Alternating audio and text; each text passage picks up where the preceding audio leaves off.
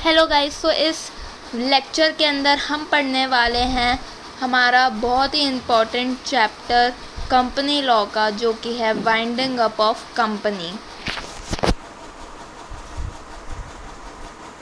सो पहले हम पढ़ेंगे क्या क्या टॉपिक हम इस वीडियो के अंदर कवर करेंगे, वो मैं आपको बता देती हूँ। पहले हम कवर करेंगे meaning of company, difference between पढ़ेंगे वाइंडिंग अप ऑफ और डिसोल्यूशन के बीच में, मोड्स ऑफ वाइंडिंग अप पढ़ेंगे, identify ground for winding up पढ़ेंगे, रोल ऑफ लिक्विडेटर पढ़ेंगे। ओके, सो स्टार्ट करते हैं with the introduction of winding up. तो company is created by incorporation. Company को हम जब क्रिएट करते हैं तो उस प्रोसेस को हम इनकॉर्पोरेशन कहते हैं, और जिस प्रोसेस से हम कंपनी को ख़त्म कर देते हैं उसको हम कहते हैं डिसोल्यूशन ऑफ द कंपनी। तो डिसोल्यूशन से पहले एक वाइंडिंग अप प्रोसेस आता है।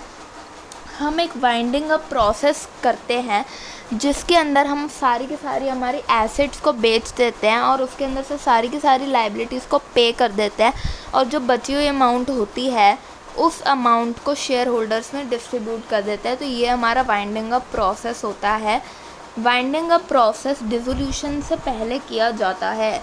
ठीक है, वाइंडिंग अप को कैसे डिफाइन किया? Legal closing process of company, मतलब कि लीगली कंपनी को जब हम वाइंड अप करते हैं उसको हम कहते हैं वाइंडिंग अप। ठीक है, अब हम पढ़ते हैं मीनिंग ऑफ वाइंडिंग अप। तो process of ending company life. Meaning क्या है वाइंडिंग अप का? कि एक प्रोसेस है कंपनी की लाइफ को एंड करने का। तो इसका प्रोसेस क्या है? पहले एसेट्स जितनी भी होती है कंपनी की उनको फोल्ड किया जाता है, फिर लाइबिलिटीज़ को उसमें से पे किया जाता है, और जो रिमेनिंग अमाउंट होती है उसको डिस्ट्रीब्यूट कर दिया जाता है मेंबर्स में और शेयर होल्डर्स में। ठीक है, तो फॉर एग्ज़ाम्पल अगर मेरी एसेट्स है 10 लाख की और मेरी लाइबिलिटीज़ है 4 लाख की, तो फिर उसके बाद मेरी 10 लाख की एसेट में से 4 लाख हमने पे कर दिया, तो 6 लाख रुपए जो है वो हम किस में? मेंबर और शेयर होल्डर्स के अंदर डिस्ट्रीब्यूट कर देंगे अकॉर्डिंग टू देयर शेयर्स के किसने कितने शेयर्स खरीदे हुए हैं, ऐसे कौन कितने का ऑनर है। फिर ये सब कौन करता है? ये कोई करता भी तो होगा, तो ये कौन करता है? लिक्विडेटर। ठीक है, ये कौन होता है? लिक्विडेटर। लिक्विडेटर मतलब लिक्विड मतलब होता है कि जो चीज़ कैश में कन्वर्ट हो जाए। तो जो सारी हमारी एसेट थी, लाइबिलिटी थी, सबको कन्वर्ट करके क्या बच गया? अब एंड में पैसा बच गया हमारे पास, सब कुछ कैश में कन्वर्ट हो गया। तो फिर लिक्विडेशन का जो प्रोसेस करता है उसको हम लिक्विडेटर कहते हैं। ठीक है, फिर हम पढ़ते हैं रोल ऑफ लिक्विडेटर। तो ये क्या करता है? Takes control of the company. जब कंपनी को वाइंड अप करना होता है तो सारा कंट्रोल कौन ले लेता है अपने हाथ में? लिक्विडेटर। ये क्या करता है? सेल करता है एसेट, पे करता है उसमें से डेब्ट, और डिस्ट्रीब्यूट क्या करता है? सरप्लस। लिक्विडेटर को और क्या बोला गया? Closing manager of the company. जब कंपनी बंद हो रही होती है उस टाइम का इसको मैनेजर कहा जाता है। उसके बाद हम अब डिफरेंस पढ़ेंगे between winding up and dissolution. तो वाइंडिंग अप क्या होता है? वाइंडिंग अप और डिसोल्यूशन, इसके बीच में हम डिफरेंस पढ़ रहे हैं। तो प्रोसेस पढ़ेंगे। प्रोसेस क्या होता है? जो वाइंडिंग अप है वो क्या है? एक प्रोसेस है। और डिसोल्यूशन क्या है? फाइनल स्टेज है। वाइंडिंग अप के अंदर क्या होता है? कंपनी एग्जिस्ट करती है, और डिसोल्यूशन के अंदर कंपनी क्या हो जाती है? एंड हो जाती है। वाइंडिंग अप के अंदर एसेट्स सेटल्ड होते हैं, लेकिन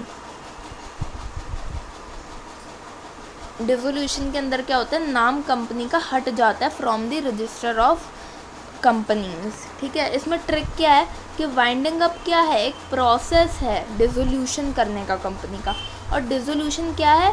फुल स्टॉप, कि कंपनी ख़त्म हो चुकी है, उसका नाम हट चुका है कंपनीज के रजिस्टर से। जब कंपनी इनकॉर्पोरेट होती है तो उसका नाम कंपनी वाले रजिस्टर में लिखा जाता है कि एक कंपनी बनी है, लेकिन जब कंपनी बंद हो जाती, डिज़ोल्व हो जाती है, तो उसका नाम स्ट्राइक ऑफ कर दिया जाता है from the register of the registrar.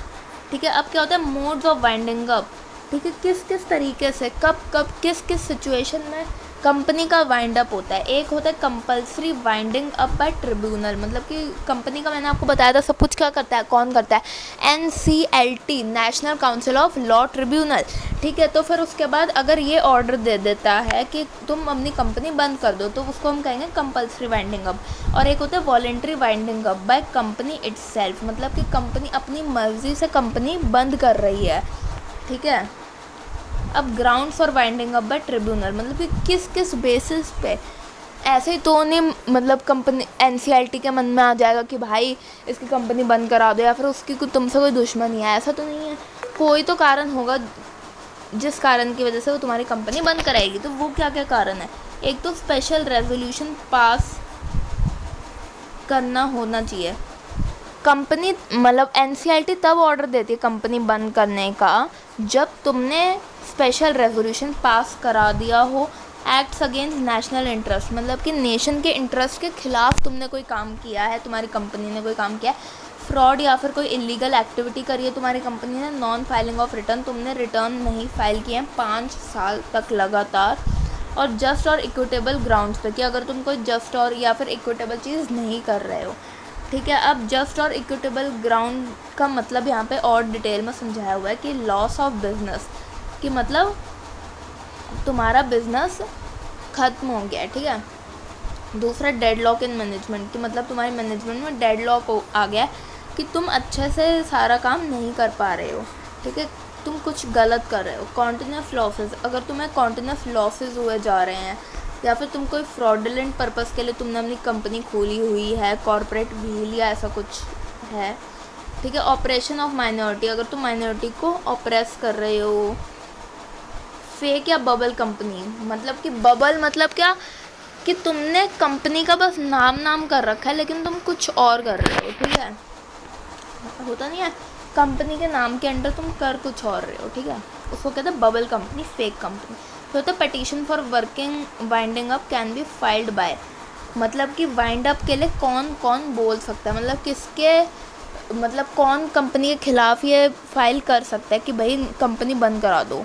मान लो ABC कोई कंपनी है, तो जो वो कंपनी है वो खुद अपने लिए फ़ाइल कर सकती है पटिशन कि भाई हमारी कंपनी बंद करा दो, हम नहीं और कंटिन्यू करना चाहते, या फिर उसके जो क्रेडिटर्स होंगे वो करा सकते हैं कि भाई इन्होंने हमारा उधार नहीं दिया, इनकी कंपनी बंद करा दो, ऐसे ऐसे। मेंबर्स करा सकते हैं, शेयर होल्डर्स करा सकते हैं,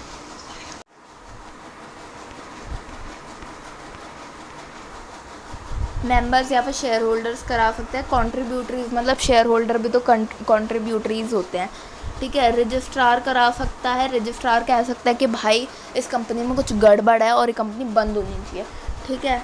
और सेंट्रल गवर्नमेंट CG, मतलब कि गवर्नमेंट तो ऑर्डर ऑफ कोर्स दे ही सकती है कि बंद हो जाए ये कंपनी, ठीक है। तो फिर अब है powers of tribunal winding up order, ठीक है। तो पावर क्या क्या है कंपनी की, मतलब पावर क्या है NCLT की वाइंडिंग अप के उसमें। डिसमिस पिटीशन, कि मतलब ट्रिब्यूनल चाहे तो वो पिटीशन जो लगाए, अगर क्रेडिटर ने या कंपनी ने बोला कि भाई हमें कंपनी नहीं चलानी, बंद करनी है, तो वो क्या कर सकती है, डिसमिस कर सकती है कि भाई हम नहीं बंद कर रहे तुम्हारी कंपनी। अपॉइंट कर सकती है लिक्विडेटर को, ठीक है। गिव इंटरिम ऑर्डर, मतलब कि ऑर्डर दे सकती है, ठीक है। इंटरिम मतलब बीच में, ठीक है। ट्रिब्यूनल कंट्रोल्स द प्रोसेस, मतलब कि ट्रिब्यूनल पूरा प्रोसेस कंट्रोल कर सकती है। अब क्या है, statement of affairs company must provide, ठीक है। कौन से ऐसे बातें हैं जो कंपनी को, जिनकी सारी नॉलेज देनी पड़ेगी टू द ट्रिब्यूनल।